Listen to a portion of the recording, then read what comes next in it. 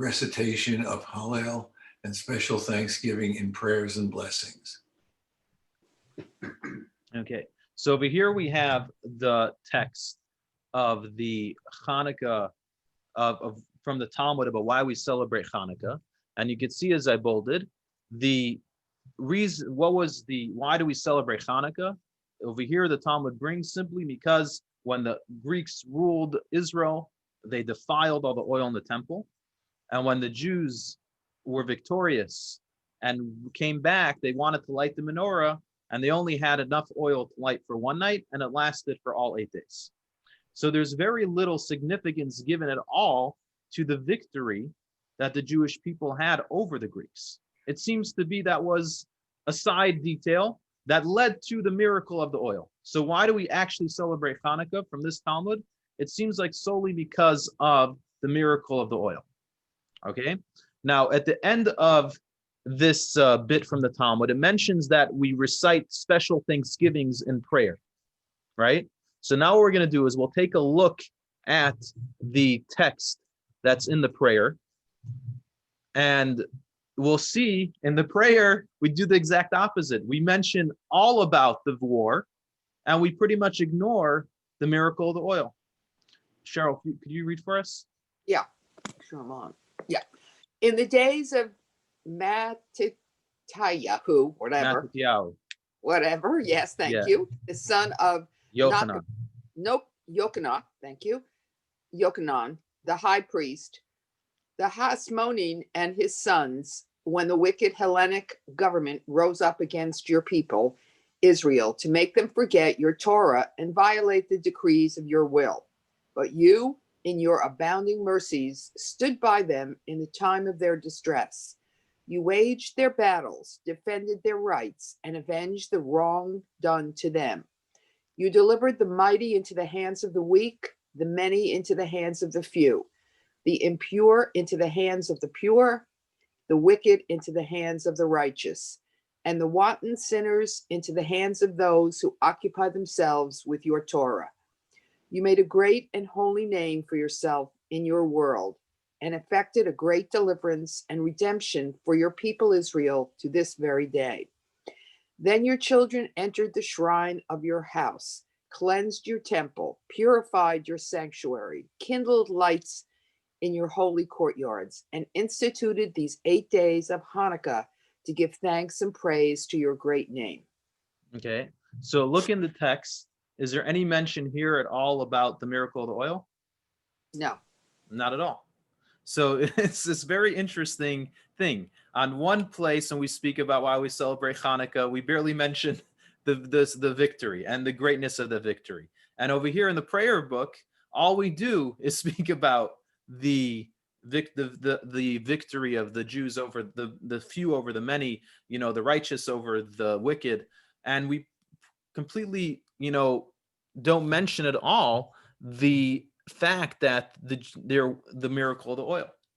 Now, it happens to be that celebrating 8 days would work both if we're celebrating the victory and if we're celebrating the miracle of the oil. The miracle of the oil, I think, is a given. The miracle lasted for 8 days.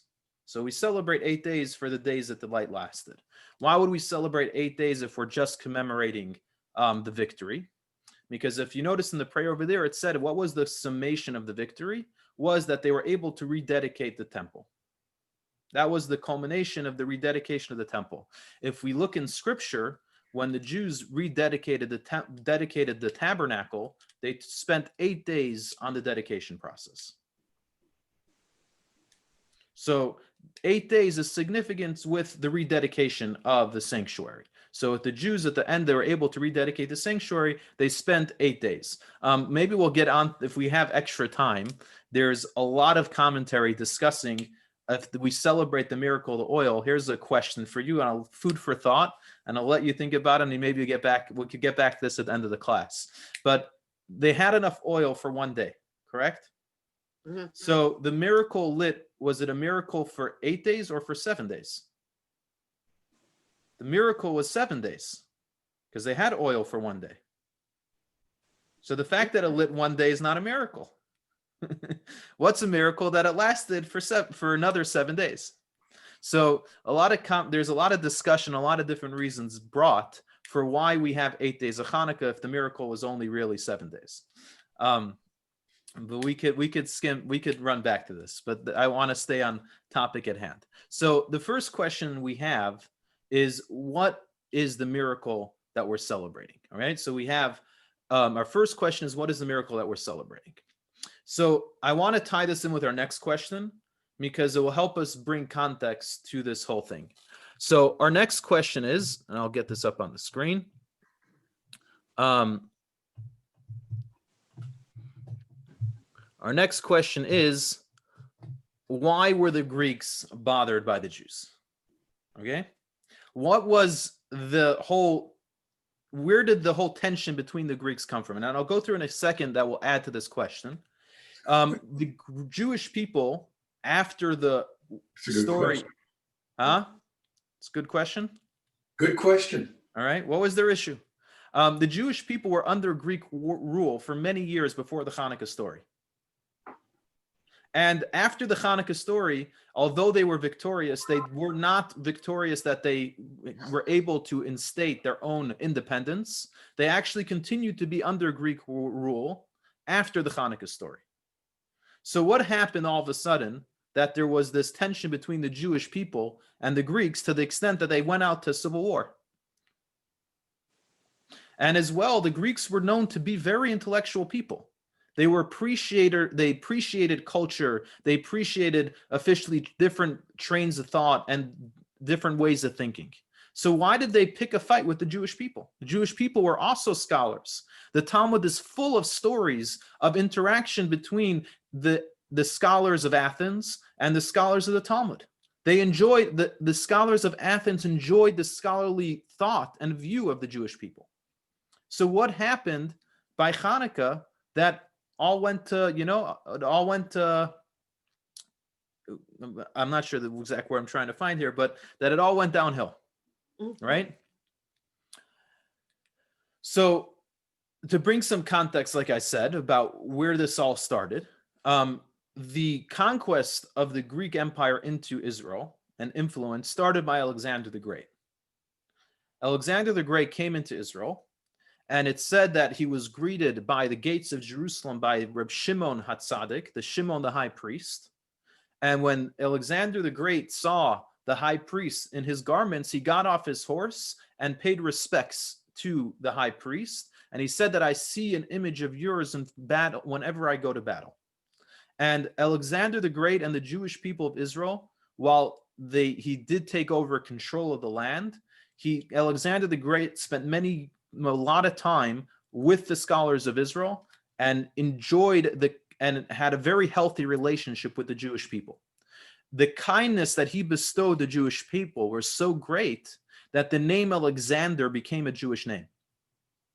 If you ever heard someone or have a relative that has the name Alexander, it's from Alexander the Great. It's an honor bestowed to Alexander the Great that they took his name and adopted it within the Jewish community.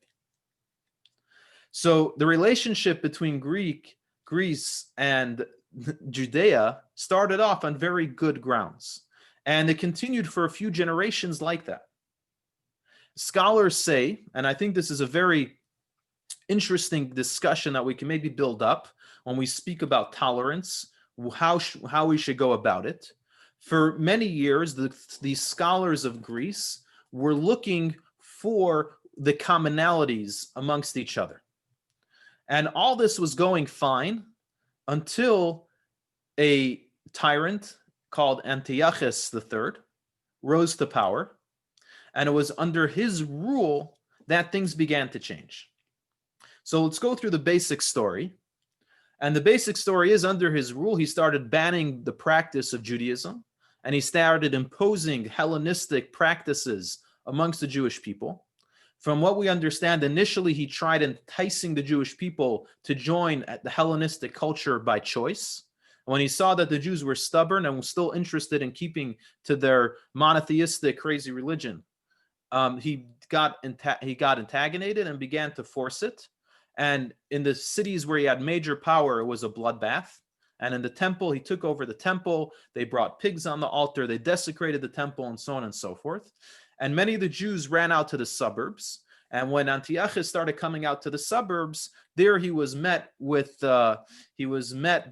Matisyahu and his family. And Matisyahu got up and said, whoever is for God and his people, follow me. And he stood up to the mighty Romans, to the mighty Greeks, and he slowly began to build a following. They used a lot of guerrilla warfare because they were very comfortable and aware of the countryside and the mountains and the hills, and they used that to their advantage of causing surprise attacks and so on and so forth. And this untrained militia was able to take on the greatest army at the time, and they were eventually successful until they kicked the Romans out of Jerusalem. Okay? So to better understand what the fight was about, we have to understand what the Greek way of life was and what the Jewish view was. What was the values of Judea and Greece that they clashed so much? So the Greek way of life was officially applying to new modern train of thought. They were very academic. Everything was about make logic. Everything had to make sense. And they valued logic, they valued thought, which was not necessarily education. Again, everything is relative. For their time, they valued education. They did not think that it was necessarily everybody deserved an education equally. Well, that's something which they did not necessarily fully adopt, but they valued the scholars and literature. And it was also very much about the individual, self-indulgence and self-perfection. I think in our JLI class, we've spoken about this a little bit. We were speaking between the battle of Jacob and Esav, which is really the battle between Judah and Rome or Greece. This is very much similar, those two battles. The Greek way of life was about stadiums. They gladiators. The ultimate human specimen was on display, and ultimate human materialistic perfection was what people were after. And at the same time, they valued scholarly thought. So the way I was reading Rabbi Tzvi Freeman, if anyone has time, he has some great writings. He calls it, I think, the Chanukah files, or this. He has some different writings that he has, which are pretty entertaining. But this one over here, he basically kind of depicts how a conversation between a Greek philosopher and a Jew would have gone. The Greek guy would sit down and say, "So tell me, what can you tell me about your gods?" You have a preference? And the Jew would tell you, "I'm sorry, it's not gods, it's just one God." So he says, "What do you mean one God? You guys are skimpy. There's so many gods to choose from, and you choose just one God? You know, we got all types of gods to work with." And the Jew says, no. We just have one God, and he's not of the others. It's only one God. So the guy's like, "Wow, well, you guys, did you fashion some rock or stone which looks better and all the other rocks and stones that you don't need our idols? Tell me, what does your idol look like?" And said, "No, it's not an idol. It's a God. We don't have a look that doesn't look like anything." It's like, you kidding me? You believe in something that you can't see, you can't touch? It's like, yeah, because our God is beyond anything you can see or touch. And the Greek guy says, that doesn't make sense. How do you believe in something that you can't rationalize, that you can't describe, you can't put on paper? It's like, because our God is greater than that. And right there, the Greek philosopher and the Jewish people were lost. They couldn't understand each other in that regard. To the Greek philosophy, everything had to be rationalized, have an image, have a shape, have a form, where Judaism and monotheism subscribes to the notion that something begins beyond us. The idea of a God is something which pre-exists all existence. So it doesn't have a form of existence, because then it wouldn't be a God. Then it would just be an idol, be a piece of stone, be a rock, like the Greeks believed in. The Jewish belief is that there's something greater than us. That's why Judaism believes that we're never limited to our circumstances. And that's today what we've learned too, is that while circumstances are factual, but we choose to succumb to those circumstances. But in the Greek philosophy, we were not just, there weren't just the circumstances, we were also victims of our circumstance. The current reality, the current logic was what we had, we couldn't work past it. Whereas in the Jewish ideology, there's always something greater to strive for. We're never limited by our current status. There's always something greater to achieve.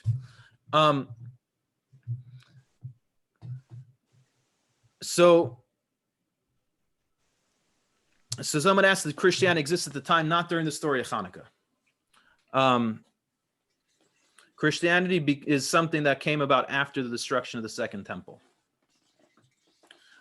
So the story of Chanukah predates Christianity, and Christianity's monotheistic ideas are based off Jewish values.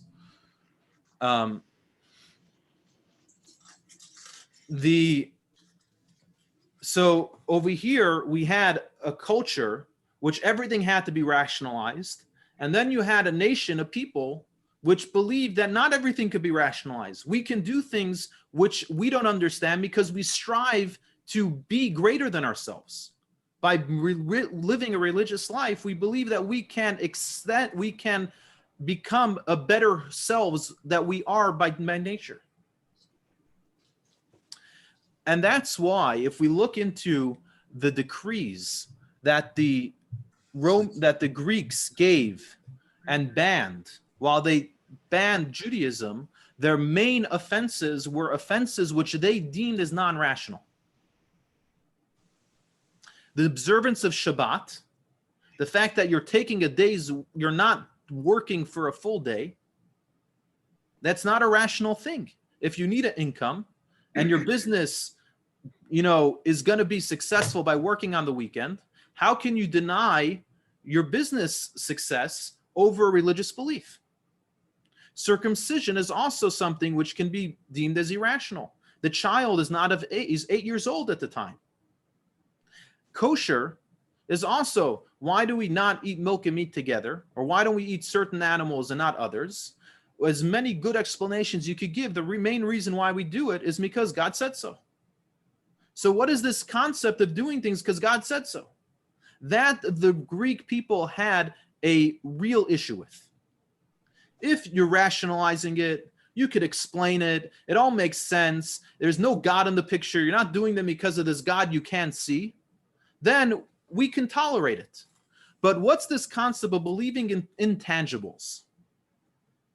That there's something beyond the material world that we can grasp within our own eyes and our own ears. So that's where they had, Antiochus was bothered and began to challenge the Jewish belief. So Suzanne asked an interesting question. Did they have a calendar at the time? The first commandment that the Jewish people had was to keep a calendar when they were in Egypt already. The first mitzvah that God told Moses is to follow the months based off the moon. He showed him how to keep a calendar. So before we were even a Jewish people, we were already keeping a lunar calendar. Before we're even at Sinai. So we have over here the concept of we're ideologically clashed, and the Antiochus basically said, if Jewish belief system is all logical and rational, and it's not about this God you can't see, then we can allow it. But if they're going to keep on to these ridiculous things, then we can't tolerate it. Now, what's interesting about this point, and I said about tolerance, is that one of the big differences between if we go about our life where everything is about rationality, or if there is a immortal moral code, is exactly what happened with Chanukah. If everything's about our rationale, and in the Greek people as well, and within Greece itself, they didn't mind the Aristotle and other Greek philosophers didn't necessarily believe in the concept of multiple gods or idols. They knew that they thought that idols was ridiculous, but the people had a rationale that there's value to the idols. So it didn't bother them that this person was able to rationalize their actions. They may have thought that's stupid, But in this guy's mind, it makes sense, so they let it happen. But the issue with that is, too, that in their mind, gladiators killing people for sport was rationalized. It made sense. So as long as things make sense, then we can allow the world to go in ways which are crazy. Then in World War II, the Nazis rationalized their actions. And within all dictators and all bad people, they all build a rationalization to why they're doing things. Cults also build a rationalization for why they believe this way. So if it's all just about rationalizing things and there's not an immortal code that we follow, so if you have a reason to explain why you're doing it, then we just step back and say, well, you have a train of thought. I may not understand it, but that's your train of thought. Whereas the monotheistic approach, where there's a God that precedes everything and sets the moral ground, then killing is not tolerated regardless of what explanation or reason you give for it. Murder is not acceptable. Now, capital punishment is a different discussion. But murder, one person deciding for whatever on their own fruition that they can kill, no matter what explanation you give, is not going to add up to an immortal moral code.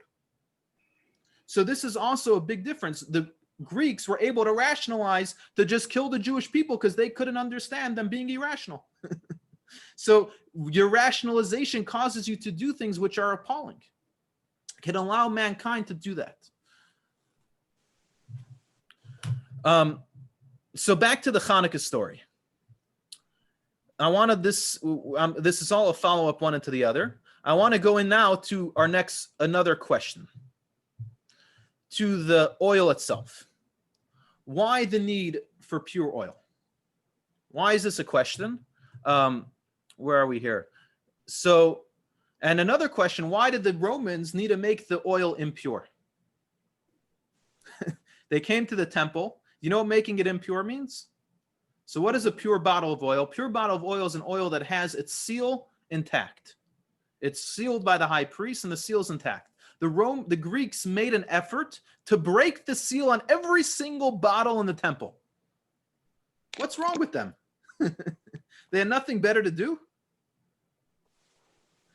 And in addition to that, the Jewish people, why did they insist on lighting pure oil? So, Suzanne, maybe could you read for us this text? This is from Maimonides. And Maimonides actually clearly states if the Jewish people are in a state of impurity, you're allowed to do the service in the temple in a state of impurity. Go ahead. Need for pure oil. If the time when that sacrifice is to be offered arrives and the majority of the people offering it were impure due to contact with a human corpse, or the people at large were pure, but the priests offering it were impure due to contact with a human corpse, or both of these were pure, but the temple utensils were impure due to contact with a human corpse, but the temple utensils were impure, should be offered in a state of The sacrifice should be offered in a state, yeah. The sacrifice should be offered in a state of impurity. So, Right. So it's better to have the sacrifice regardless. Correct. Basically, if there's a situation arises, which the only way to do the service in the temple is with using impure utensils, or the people bringing it are in an impure state, the law is you go ahead and do it in an impure state.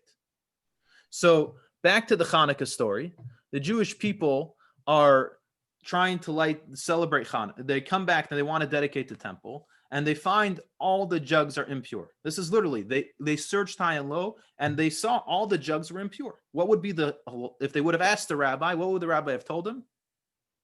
Go ahead and light the menorah with the impure oil. So why was they adamant to light with pure oil? So the answer to this is that purity is something which is an intangible. And the purity of the Jewish people was precisely what the Greeks were fighting against. The concept that there's purity, impurity, God, that we can't touch. Purity is not something that's tangible. It's intangible. And that's why when they came in, they made a statement. They defiled all the jugs of the oil. They broke all the stamps. They're like, go ahead, serve you. There's no difference using pure or impure. So the whole battle was about the purity of the oil. So when the Jewish people came back, they felt if they were to light the menorah with impure oil, they would be handing a victory to the Greeks. And that's why they said, we're going to search and search and search until we find pure oil.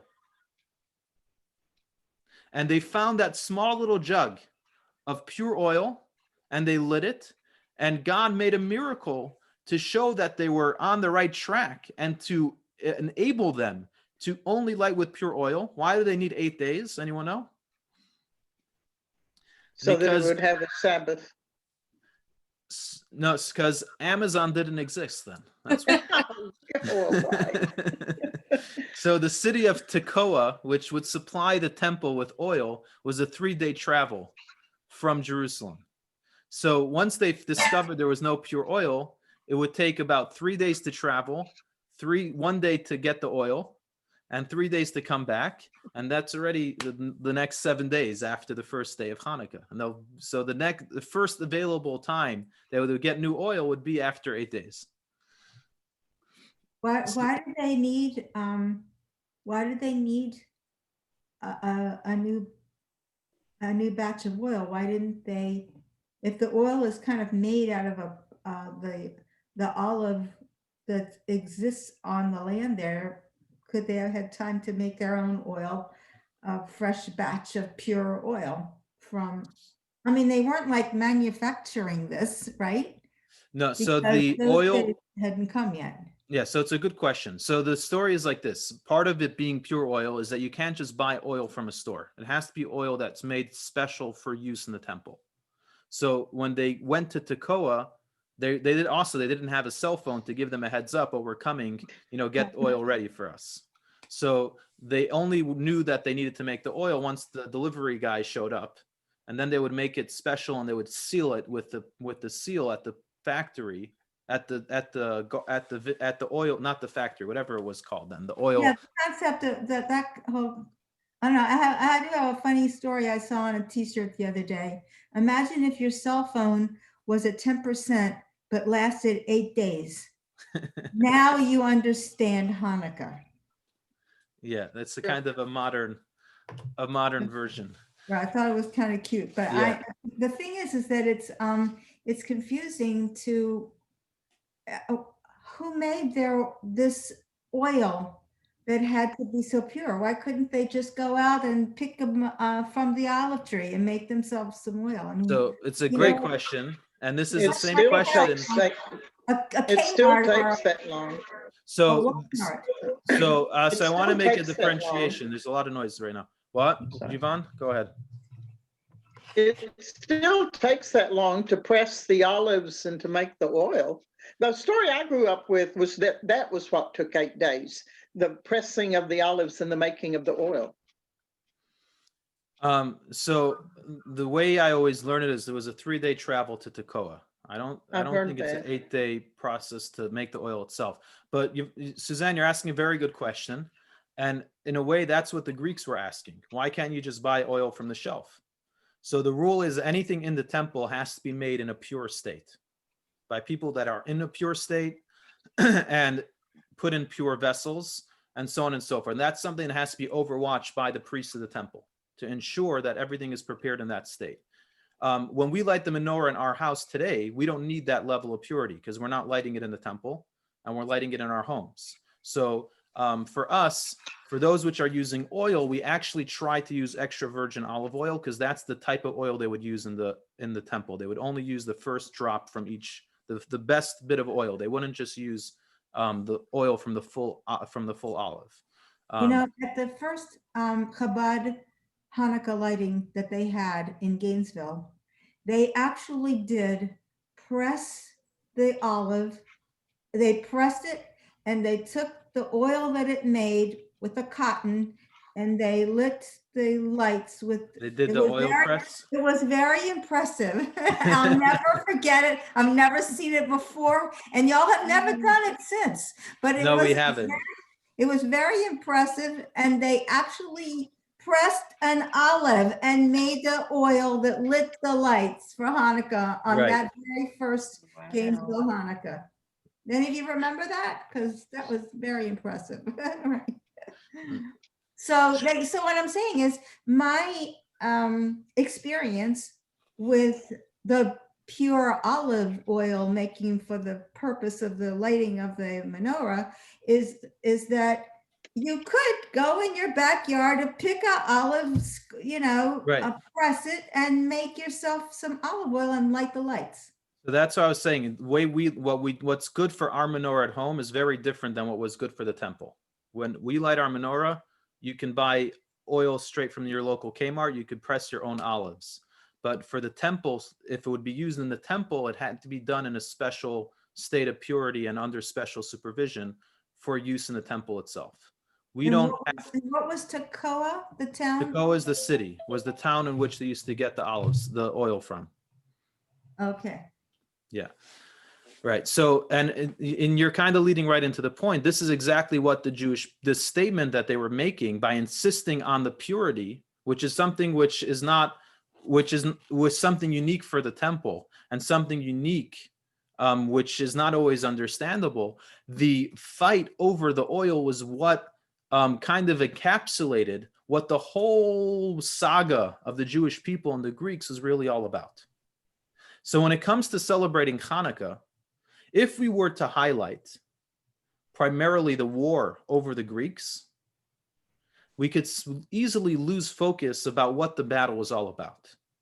If we focus on the story of the battle, we could easily just think about it's a story of a David and Goliath story, where the small beat, the weak beat the mighty, and so on and so forth. It may seem like a very technical victory that happened.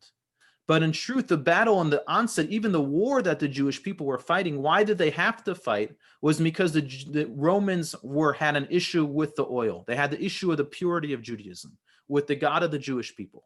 And therefore, when we celebrate the story of the oil, it doesn't exclude the miracle of the battle. It highlights what the battle was really all about. It gives us more perspective of why we celebrate Hanukkah. Now, with that said, in Judaism, one of the beautiful things is we never forget our blessings. Yes, it may have been a spiritual battle. It may have been an intellectual battle. It may have been a battle over the lights and a battle over the purity of the oil, but it was also a physical victory. The Jewish people were better off after the story of Hanukkah. And that's why in our prayers, we make special mention, and we don't want to mix in the story of the oil to make as if this is also just because of the oil. We want to make clear thing. We also are grateful for the physical victory itself.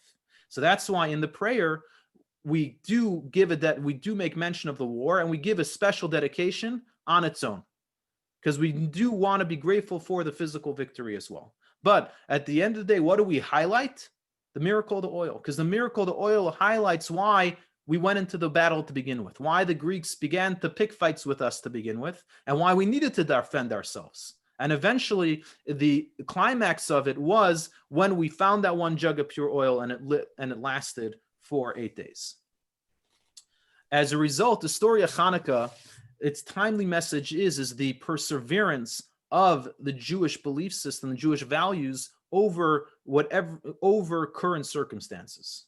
And it's an unbelievable, powerful glimmer of hope for the Jewish people that even right now, where it may seem in times where we felt isolated, or that we were looked at as dejected people, we looked at the candle and the fire of the Hanukkah candles and said that we will continue to shine and continue to persevere.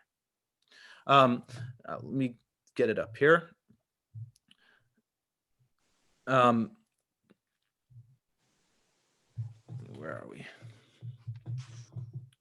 So over here we have a picture of the Jewish people gathering for lighting a menorah in one of the ghettos during World War II. And you also have, I think that's in under communist rule on the right hand side. There's this beautiful picture, I should have brought it, of someone lighting the menorah next to one of the Nazi buildings. and there's a Nazi flag draped down, and there's a menorah there. Now, if you would retake that picture, what would still be applicable? The menorah. The banners and everything are long gone. And that really encapsulates to us the story of Chanukah. And in so many ways, the Greek mythology and ideology is still prevalent today. The push to move the concept of morals that are greater than us is still a conversation today in the academics. We're trying to over-rationalize things is still an issue in today's society. And the message of Chanukah is very, very practical and real. In those days, they may have worshipped idols. Today, we sometimes worship our technology and our money more than anything else. So having that conversation of what is, end of the day, what's our goals in life? What's the light that we want to pass on to the next generation is an element of Hanukkah, which is still around today. What's interesting is most holidays in Judaism, we tend to celebrate at home within our community. The one holiday in Judaism where there's a concept of publicizing the miracle is the story of Hanukkah.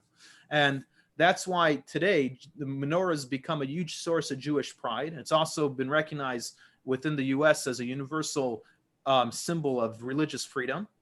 And you have menorahs in various public places. You have it over here in Trafalgar Square in London, in Brandenburg Gate in Berlin, the Western Wall in Jerusalem, the Red Square in Moscow, places where Jews used to be persecuted. Today, the menorah stands proud. The Eiffel Tower and the White House lawn, the menorah, and for those driving by over Hanukkah, will be proudly displayed over Lee Highway, as it has in the past. And we'll also be having our grand drive-in event on this next Sunday. Are we ready should we move on? Any questions? All right. With that said, we'll speak a little bit about how the tradition is that we light the menorah. An additional question, why don't we light all the candles on the menorah the first night or every night of Hanukkah? Why do we light one candle one night, two candles the second night, and so on and so forth? When in the temple, they lit all the candles every day. Now, I do want to make note, in the temple, there were 7 branches on the menorah. Our menorahs have 9 branches. Okay? We don't have the same menorah at the temple, but if we're lighting the menorah, why don't we light all 8 candles? Why are we just lighting one candle the first night, second night, 2 candles, and so on and so forth? So it's interesting. There's actually a halachic debate between 2 of the Talmudic sages of when we light the menorah. Is the best way to light from 8 candles the first night, the second night 7, the third night 6, and go down? Or do you start with 1 and finish with 8? What's the better way to do it? Now, we all know the way we do it is we start with 1 and we finish with 8, correct? So before we get into this technicalities, just the general picture about the menorah. The menorah is supposed to be 8 candles. We want them, the kosher menorah has all the candles on the same level. We don't want candles on different levels. And the reason for that is because we want to have the 9th candle be distinctively different. If all the candles are different heights, then the 9th candle is not noticeably different than the other ones. And why is the 9th candle meant to be different? Because the 9th candle is really not the candle meant to be part of the menorah. It's there as a assistant. It's called the shamish, which means the assistant to the other candles. We use it to light the other candles possibly, but the main thing is there is to remind us that the candles are not meant for our own pleasure. They're meant simply to remind us of the story of Hanukkah. And if you need some light, use the shamish. Use the 9th candle. That's what the 9th candle is there for. If you need some light from the menorah, use the 9th candle. Don't use the other candles. So we start with 1 candle. And the reason is for 2 reasons brought. One reason is we want to be able to differentiate for the children or for the family each night of Hanukkah. We want each day to be special. So if you light a different amount of candles each day, it makes it more exciting. We could noticeably notice the progression of Hanukkah. But the deeper reason for it is, and this is actually in the debate, is because we want to educate that in holiness, we start with 1 and we end with 8. A very powerful lesson that when the room seems dark and we want to bring lasting light and change, we may want to light all the candles right away, but Judaism says start with one candle. Sometimes it's very overwhelming to bring a lot of light into a room or into our lives to make drastic change. So the Torah said, the sages say, light one light. You know what's going to happen? Tomorrow you're going to want to light 2 lights. And then it's going to get addictive. And you're going to want to add a 3rd light. And then you're going to want to light a 4th. And then on the 5th night of Chanukah, there's more light than darkness all of a sudden. You look around and most of the menorah is already lit up. And eventually the whole candle will be lit. And this is a powerful message for our personal life, is at times we're at a loss of what to do, is do one thing right. And after you do that one thing right, you'll find yourself doing a second thing right.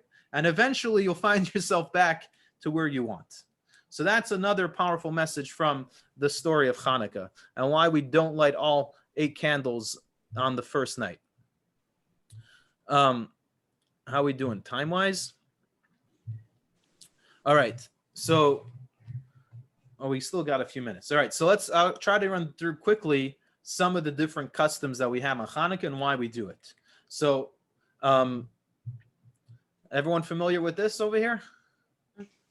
Yeah, I have a little dreidel. I made it out of clay. All right. So this one's made out of wood. So the dreidel, besides for the fact that the wording on the dreidel is symbolic that a great miracle happened there. Nes gadol hayasham is what the letters stand for.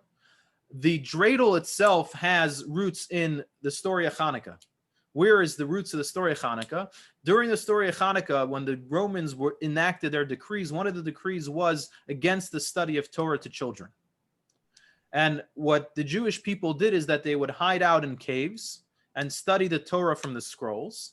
And when the Greek soldiers would come to try to discover people trying to secretly learn Torah, they would quickly hide the scrolls and take out tops and play with tops.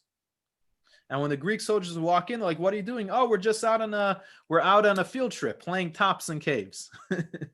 So the concept of playing a game or playing tops is rooted actually in the story of Chanukah. Now, the way we play it, we use letters that are relevant to Chanukah. So it says Nes Gadol Hayasham. In Israel, you have a different letter on their dreidel. At the end, it says a pei, which means po, which means a great miracle happened here in the land of Israel. So this is the diaspora version of the dreidel that we play with that has a shin at the end. Traditional foods that we eat on Chanukah. So the 4 most famous foods is up here are the latkes and the sufganiyot, the donuts. So the latkes has more Ashkenazic European origins, and the sufganiyot seems to be more Sephardic or definitely been introduced with more of an Israeli tradition, which has creeped into everyone's customs. But the reason why we eat either of these foods is because they're both deep fried in oil. So oily foods. For those who are on a diet, Chanukah is not exactly the best holiday. It's all about greasy, oily foods because of the miracle of the oil. What's interesting, I was doing some research and I saw that the latke origin comes way before the European tradition of potato latkes. It was actually originally a dairy pancake. Because there's a tradition on Chanukah to eat dairy. It's probably one of the few customs that we have which is associated with the war and not with the miracle of the oil. Why is there a custom to eat dairy? Because one of the Hashmonai daughters, Yehudit, was a very brave woman, and under the Greek rule when they were at war, in the town that she was in, the general basically had an edict that whoever was going to get married had to first spend the night with him. So she figured she was going to use this to her advantage, and she showed up with a package of hard cheese and very strong wine. So when she first met, said, "Oh, I brought you a gift. Why don't you try this cheese?" And he ate the cheese and he got very thirsty and says, "Oh, here's a bottle of wine." And she gave him to drink this heavy wine, and within seconds, the guy was out cold. And being that they were left alone in the tent, she took out his sword and she beheaded this general. And she tucked the head in her basket and quickly left. And when she came back to the city, the Jewish people hung the head over the gate of the city. And the Greek soldiers, seeing their general was beheaded, were shocked. And this is one of the first big victories where the Greek soldiers kind of ran for their lives, even though there was no army after them. And to commemorate the heroism of Yehudit, it's a custom to eat dairy on Chanukah. But then dairy was a very expensive commodity in Europe, so it became potato latkes. And the frying in oil is symbolic because of the oil. And we're not complaining. So if you eat your potato latkes with sour cream, you're probably fulfilling it the best way possible. If you always with applesauce, it's okay. The next thing is Chanukah gifts or Chanukah gelt. So the truth of the matter is the concept of Chanukah gifts is a pretty modern invention, probably very Western invention. What was always traditionally done was Chanukah gelt. Now, unlike the picture here, which is depicting chocolate coins, the original Chanukah gelt was hard cash. And why were we giving kids hard cash? And this was a special thing specifically on the 5th night of Chanukah was a very strong tradition to give children hard cash, is because Chanukah celebrates the victory of the oil. And remember, the oil is not just the physical victory, but also the symbolic of the ideology, the victory of the Jewish belief system that it endured despite the Greeks. So Chanukah was always looked at a great time to reward the kids for their Torah study. So how would you reward kids? You'd give them money to educate them. Again, everything's about education in Judaism. When you give kids cash, you educate them how to become responsible. You also educate them how to give some of their money to charity. So it's a teaching moment. You reward them with another teaching moment by giving them some money, and they learn how to handle the money and also how to give to charity.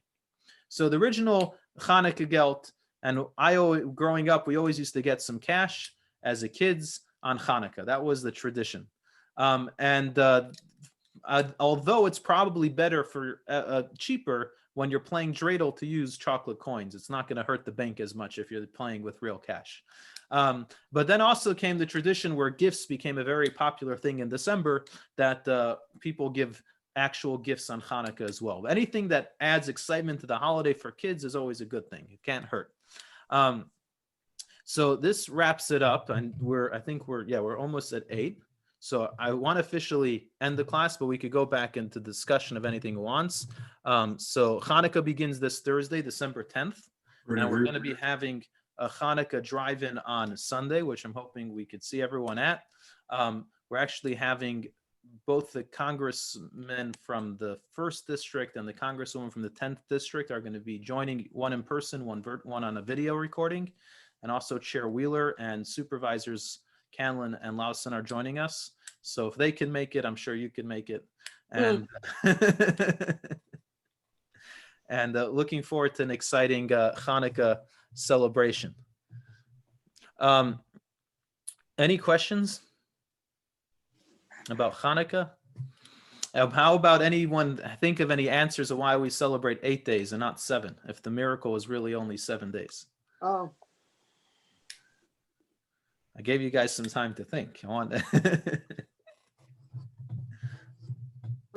I can give some insight, but I don't know if you want to hear from me. Well, let's hear what you have to say. So if you were to read like the Book of Maccabees, they say that I'm just going to reference the Book of Maccabees. In the Book of Maccabees, it states that they celebrated 8 days because they were not able to celebrate Sukkot in that year, and they were re-celebrating Sukkot for those 8 days is what they were doing. But that's just what it says in the Book of Maccabees. Right. So that explains why maybe they did a celebration that year. But the question is, why do we commemorate 8 days going forward? So the significance that we have is because it's actually a very interesting insight, which probably most people aren't aware of. But the reasoning, like we quoted, why the rabbis reinstated the celebration going forward wasn't connected with that element. It was connected solely with the miracle of the oil. So the question is, why, if we're commemorating the miracle of the oil every year going forward, are we doing that for 8 days? The oil lasted for 8 days. But they had enough for 1 day. That was the question. The question the rabbis asked. There's a whole long debate amongst sages. It's a very interesting, bringing it up because it's a very fascinating, it's a very Jewish question. Most people hear the story, you say 8 days, it's great. The miracle lasted for 8 days. But the rabbis are really bothered by this. There was enough oil for 1 day. So the oil that we didn't have was only the next 7 days. So what is the 8-day celebration?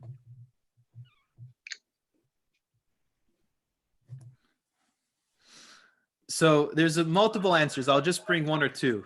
The first one is actually the first day of Chanukah. We're not celebrating the miracle of the oil, is actually for the miracle of the war. So 1 day for the miracle of the war, and 1 day, and the next 7 days for the miracle of the oil. And that's why Chanukah has two double meanings. Chanukah by definition means dedication, where the Jewish people dedicated the temple and lit the menorah. But also, if you break it in Hebrew, it could be two words, Chanu, Chafei. They rested on the 25th. So the 25th was their day of rest of the war. So that's why the first day of Chanukah we celebrate, and the next 7 days is because of the miracle of the oil. So then the other reasons are a bunch of little debates exactly how the miracle played out. When they lit the oil, right? So did the oil burn down the first day's worth and just a little bit of oil last for 8 days? Or did the oil already on the first day not burn? So there was a miracle already on the first day. Right? Is this a good, this is where the sages get into argument, the debate. So they're basically, the discussion is how much oil burnt on the first day. If the first day, the amount of oil for 1 day burnt, so then there wasn't really a miracle on the first day. The miracle was that with the little bit of oil left, it burnt. But the rabbi said it's perhaps possible that the oil burnt 1/8 of what it should have on the first day. So there was already a miracle the first day. The oil outburnt what it should have that day, outlasted much more than it should have. So already on the first day, there was already a miracle of the oil. That's two of the explanations given. There's multiple more, but I just wanted to give you a glimpse into this train of thought that there is about Hanukkah. But I thought from this seminar we've had today that it's not about the oil. It was about the war. So no, what we were saying is that they're interconnected. The oil encapsulate what the war was about. That's why the main thing we celebrate is the oil, because it gives perspective about what the whole war was about. That it was over the purity of the Jewish belief system. So the oil exemplifies what the war is about. That's why in the Talmud, when it introduces the holiday, it doesn't mention much of the war. And that's why the menorah lighting is the main way we celebrate, and we eat oily foods. Most of the traditions we do are associated with the miracle of the oil, because it encapsulates in it what the war was all about. And it's something you can spend years debating about. Correct. The war. Jews can debate forever. Rabbi, what date is put on your driver's license? 'Cause you My have two- English. Oh, so the day I was born on the English calendar. They don't Yes. recognize Kislev yet. They don't? And at the So you DMV. Good, Cheryl. Have you tried it? Have you tried the map? Maybe they would. So I actually signed my name in Hebrew. Really? Do you really? When I was 13, we went to go do my first bank account, and I asked the teller there, doesn't matter how I sign my name. Said you could write a smiley face for all that matters as long as you do the same thing each time. So ever since then, I've been signing my name in Hebrew, and I figured it's harder to forge than in English. I would think.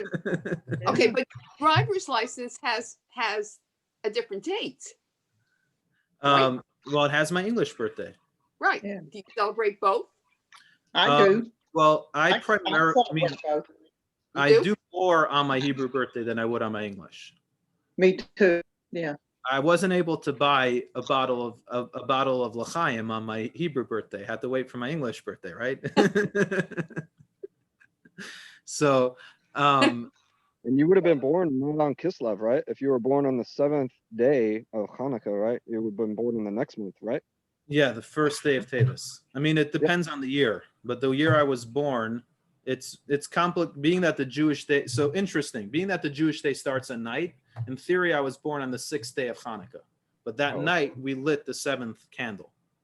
So Right. depending on the year, if there's a 30th day of Kislev, then I would have been a day later. Then I would have been born on my birthday would have been the 30th day of Kislev that year. Had there been. That year there wasn't, so I was born on the first day of Tevet, the next month. But what's interesting is I may have shared this before. I have a classmate of mine, which were literally a few hours apart. We both have the same first name. I have Ashkenazic mother, so my name is Shmuley. He has a Sephardic mother, so his name is Shmulik, Israeli mother, not Sephardic, Israeli. So that's how we always differentiated between each other, the way we were our nicknames. One was Shmuley, one was Shmulik.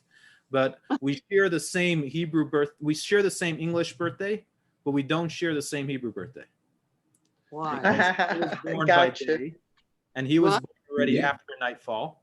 So Oh, the nighttime is already the next day on the Hebrew calendar. So we share different Hebrew birthdays, Year. Oh, okay. and we don't, but we share the same English birthday. So that's where like it comes to play a bit. We even grew up on the same street, not the same block, but Yeah. the same street. really? Yeah. He was closer to the bakery, so and I was closer to the park. So we had a trade-offs, you know. Hey, Reb, I have one more question. Go ahead. Do you guys sing the Mika Mocha on Hanukkah, and if you do, why? What's the Mika Mocha? So I'm not sure offhand which song you're talking about. Traditionally, there's a lot of communities have different customs. Songs are not are usually additions, are traditions that people added to their celebrations. And within communities, people have different versions of songs or different songs that they sing.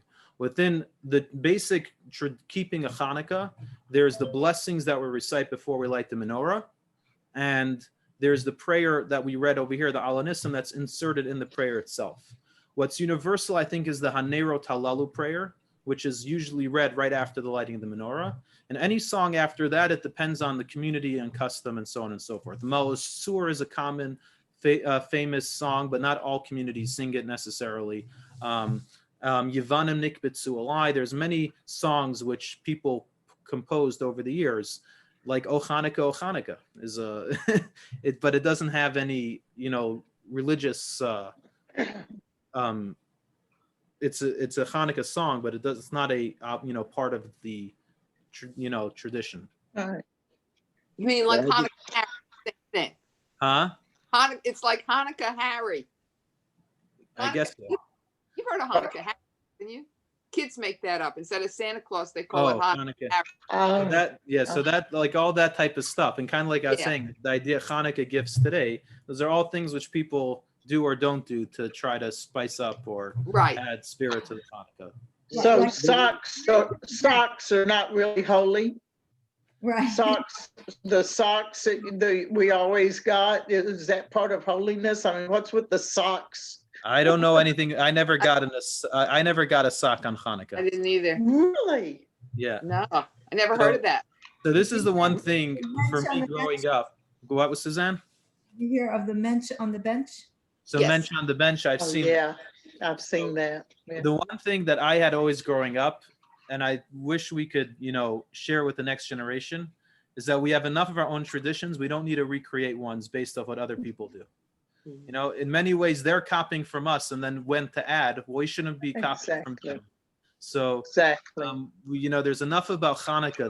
The Hanukkah candles have a beauty of their own right, and all the traditions that come with it. You don't have to. We're not missing out on anything. Right. So, Rabbi, the reason I was asking about the Mika Mocha is because that's where some of the sages are saying that's where the the name Maccabees actually Right. comes from. So And the that's name Maccabee is an acronation for Mi Kamocha Be'elam Hashem, but it's not, Yeah. I don't know the specific song. I don't recall growing up with a specific song related to it. We Oh, okay. always knew that's what Maccabee stood for, but I didn't know. Like I said, there's the songs and traditions that happen. A lot of different communities have done different things. The one thing that is universal is the blessings on the menorah, the Al Nissim prayer that we read earlier, and the Haneret Alalu song. Everything past that is not necessarily universal. But yeah, that's it. I didn't mention that, but that's what Maccabee does stand for, the Mi Chamocha. Okay. All right. All right. Thank you. Wonderful So again, next as week, always. being that it's Hanukkah, we're gonna take off for Hanukkah, and we'll be back the following Monday. We'll be back on schedule. All right. Safe travels. Bye-bye, All right. Have a Take good night, care. everyone. Happy Hanukkah, everybody. Bye. Happy Thank Hanukkah. Going on another Zoom in Thank 20 you. minutes. All right. But,